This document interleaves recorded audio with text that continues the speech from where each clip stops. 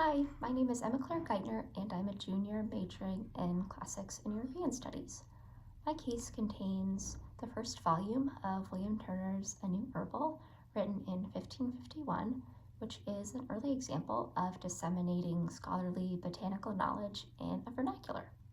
Turner's Herbal, and an herbal is an encyclopedic text on flora and fauna, is pretty unusual for its time because he, of course, wrote in the English vernacular instead of Latin, which was the scholarly default.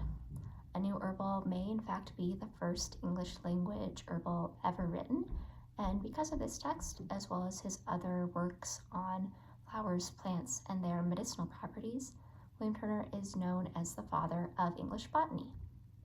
This book is quite innovative because it synthesizes the botanical works of Galen, Pliny, and other notable scholars from antiquity and adds information that pertains specifically to the English countryside.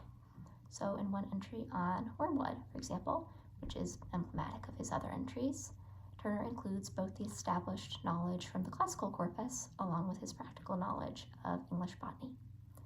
This is all very pragmatic because as Turner is writing in the English vernacular, his audience is, of course, therefore English speakers, but not necessarily English speakers who receive very much formal education. He explicitly says that he writes with the apothecaries of England in mind, and so this is also a fairly altruistic text. Turner is writing and compiling a new herbal to the benefit of English apothecaries and their patients or clients. This motive is underscored by his treatise on baths, especially those in Bath, England, which includes at the end of the herbal as a kind of bonus. Also, the woodcut illustrations that appear on almost every other page, they're quite accurate depictions of the plants and flowers that he details, further attest to the idea that this is a text meant to be used because the illustrations would enable an apothecary to actually identify and find the plants and employ them for their medicinal properties. So at the very beginning of the semester, when we were picking our texts, I pretty quickly gravitated towards the herbal. It is, of course, in and of itself a beautiful object. The woodcut illustrations are very nice. But beyond that, I've been interested in medieval and early modern botany and toxicology for a while. And because of this pre-existing interest, my research approach began by reading the text and paying attention to the sorts of ailments and cures that Turner describes, as well as any sources he cites or locations he references.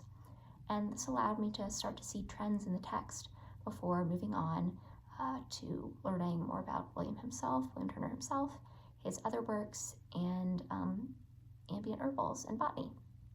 This was such a fun project and a great opportunity to dive into some esoterica, to learn more about bugs as material objects, and learn more about the curatorial process. It was really great to work with Rachel and Marianne. They are both really wonderful, and so if you're interested, I would definitely recommend applying to be a Buchanan Fellow.